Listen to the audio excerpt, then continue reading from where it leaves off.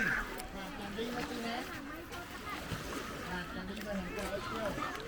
ហើយអានេះគឺលោកគ្រូចាំជាបាទលោកគ្រូចាំជាជួយសម្រាប់គ្រូជួយប្រធានក្រុមតោ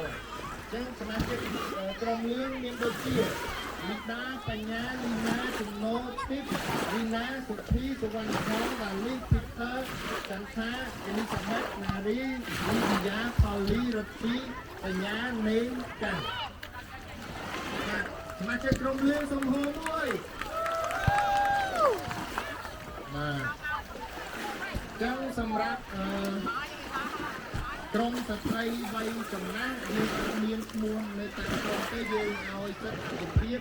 ជ្រើសរើសចង់ចូលរួមលេងក៏បានចង់អង្គុយមើលក៏បានហើយក្នុងការជ្រើសរើសចូលរួមលេងអាចជ្រើសរើសចូលរួមក្រុមមួយណាក៏បានដែរទាំងបីក្រុមហ្នឹងមានក្រហមពណ៌ខៀវហើយនិងពណ៌លឿងហើយសម្រាប់ឈ្មោះផ្សេងៗវ័យយើងថាក្រុមមួយចំនួនអាចឆ្លាញ់ក្រុមពណ៌ឈ្មោះទេហើយគឺតាមឈ្មោះទាំងយើងអនុញ្ញាតតែនៅពេលយើងចូលទៅតាមផ្សេងៗយើងអាចច្បាស់ថាយើងមកពីក្រុមពណ៌អីដើម្បីឲ្យមន្ត្រីដែលគាត់កាន់ station នីមួយៗ